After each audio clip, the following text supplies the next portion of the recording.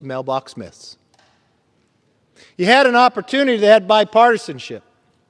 I've heard words on this floor today, Mr. Speaker, essential, critical, that we are here. I applaud the few Democrats on the other side who are willing to show. I know if you cannot make it today, you have to sign paperwork that your health will not allow you to be here.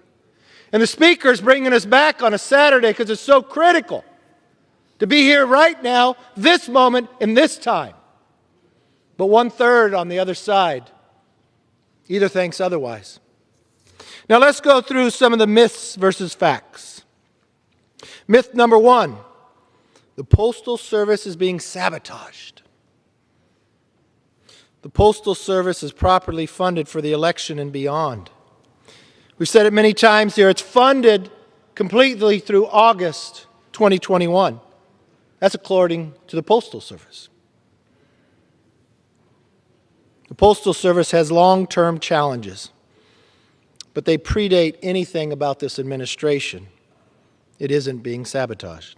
Myth number 2, removing mailboxes from public places is uncommon and cause for alarm.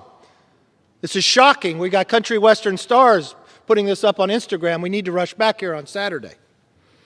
But little did we know that during the Obama-Biden years, more than 12,000 mailboxes were removed from communities. Never once did we rush into a Saturday to have a bill that you didn't have marked up, to 1/3 of the Democrats who would not show. The Postal Service is actually constantly moving mailboxes from low to high volume growth areas. Kind of smart thing to do. In some cases, they replace them with more modern versions. Some places I saw a picture where they actually had a lock in the front. You have town hall meetings, you'll find out a lot of mail gets stolen, so they were protecting the packages but still allowing you to put the letter in. This isn't voter suppression, it's routine maintenance. Myth number 3, Postal Service doesn't have the capacity to handle more absentee ballots. The Postal Service delivers 471 million pieces of mail on an average day. Little known fact, people mail less every single year. With all the advancements we put in the Postal Service, with the technology of our own life, do you know what equals of what year this 471 million? About to exact what we did in 1985. But we do it different than 85. We have more technology. And because of that, the Postmaster General actually refuted the capacity with its no uncertain terms to the Senate yesterday. The Postal Service released this: if all Americans vote by mail, 330 million ballots, over the course of this election, it would only be 75% of what they deliver in a single day. Now, I don't want to claim, Mr. Speaker, all the Democrats think this is not a myth. Maybe that's why 1/3 didn't show today. I'm not sure. They said their health was bad. I'm not sure if that's the case either. Even the New York Times isn't buying the House Democrats' obvious untruths. As it was reported earlier this month, experts agree that the Postal Service has the raw capacity to absorb the additional ballots, even if 150 million people decided to vote by mail. Myth number 4, the Democrats' legislation will make the Postal Service fiscally sustainable. You're not fixing any of the fundamentals. You're not even taking the bill that you spent years on with a Republican and a Democrat, with Elijah Cummings and Mark Meadows. Two who will say they come from different walks of life, from a philosophy, but found common ground when it came to the post office. To really fix the core of what the problems is. But that's not why we're here today. So as the Democrats perpetuate this sad political stunt, unfortunately, their serious business goes unmet. But it shows real priority. This week, we learned that 71% of small businesses have their entire paycheck protection loan. They spent it all. And 46% anticipate they will need more financial support over the next 12 months. But that wasn't critical enough to be here. because these are real people with real families. They don't expect miracles from us, but they do expect us to at least care. Unfortunately, not one piece of legislation this so-called emergency session is about the families or their future. Nor are we working to protect the vaccine research and support Operation Warp Speed. Nope. House Democrats are doing what they've done for the last 2 years. They're putting politics before people. Last month, Speaker Pelosi said to us, we can't go home until a coronavirus relief package is complete. I guess we know that's not true. And I wonder if she wants to keep her word this time as well. But I guess we'll go home this Saturday. But good news for 1/3 of the Democrats, they don't have to go anywhere. They're already home. When she did not get her liberal wish list, she sent members home. And I guess good news for some Americans. Those who stayed home and vote, they still got paid. But those small businesses that are running out, that we're here in this body right now, that we could do something about, or those who are on unemployment, we could do something about. You have the majority, we don't. We are not allowed to bring it to the floor, you can. But you picked a crisis of something that's already funded. You can't spend the money you want to give them. Why? Because they got $14 billion sitting in the bank and another $10 billion they could pull from. But the small businesses don't. The families that can't pay their rent, they don't. Or what about the vaccine? But you did do something this week. You extended the shadow voting scheme, gathering yourselves permission to vote from home until October 2nd. Mr. Speaker, I'll take a bet. I'll make a bet on this floor right now, and maybe even a prediction. I bet that gets extended again and probably goes a few days past the election in November. Who would like to take that bet with me? How much do you want to get that extended all the way through? What does that mean to the American people? Well, it means the majority party and Democrats have cast over 2,520 votes and counting from home. That is just unconstitutional. It doesn't matter. It's such a big crisis that we're called back.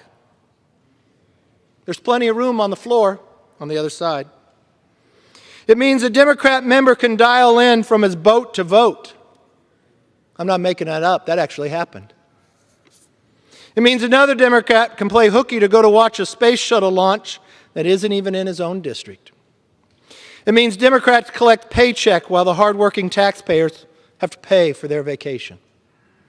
And today it means that 68 Democrats, 1/3 of their caucus, didn't even care enough to show up for this so-called emergency session. It's critical. I've heard you say it. We cannot wait. We cannot wait one day. We need to be here and now. Now, I believe that's true, but not about the post office, but about those millions of Americans that need us to act. Every time we brought legislation to this floor dealing with the COVID situation, it seems to me the Speaker's been able to hold it up. I don't know, maybe you want to try to hold it up past the election. Seems to me that would be plain politics. Seems to me that would be a dereliction of duty. It's not how you empower the people's voice in Washington, it's how you dilute it. This is leadership malpractice. This is shameful, and this is embarrassing. Mr. Speaker, our first Postmaster General that I've heard people speak of, Ben Franklin, could have been talking about this majority when he said, "Lost time is never found again." As a majority, Democrats have been more focused on distraction than solutions for the American people. From the weakness, most partisans' impeachment in American history, to politicizing the pandemic and stopping relief for workers and families, and now spreading a debunked conspiracy theory about a postal service. Mr. Speaker, Democrats have failed the American public. They failed the laid-off workers, the families, the students who are waiting for help, the small businesses, the doctors, the nurses, they're waiting for help. The researchers, the scientists who are developing a vaccine, they are waiting for help. But you have not failed everyone, because this majority said no. They did, however, say yes to China. On this floor just a few weeks ago, there was a bill to sanction anyone who would hack into our companies, into our institutions, who are working on a vaccine faster than ever before that would only slow it down to save lives. We had an opportunity to tell those countries, work with us, don't steal from us. But your voice was heard loud and clear.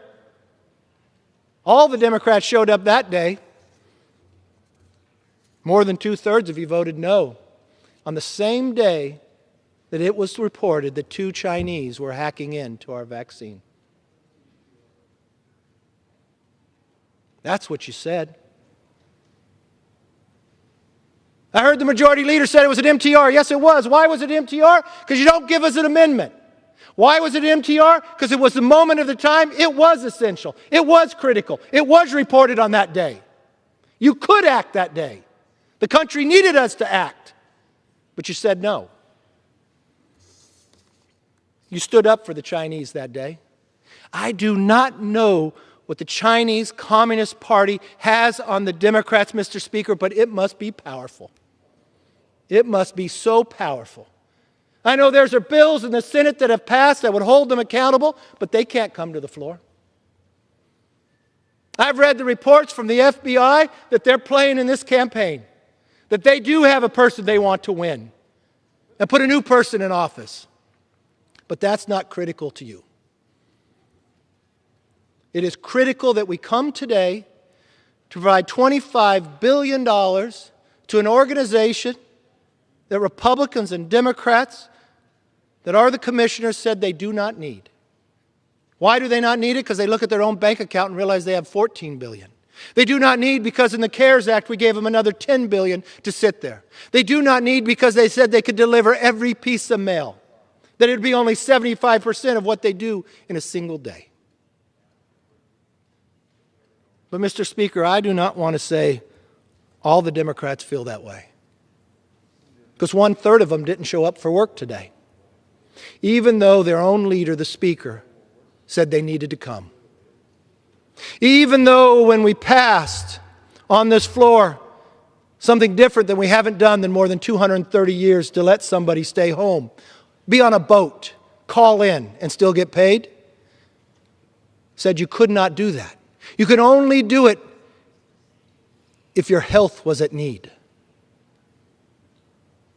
I'm not quite sure a hospital is on a boat in a lake, but to Democrats it must be.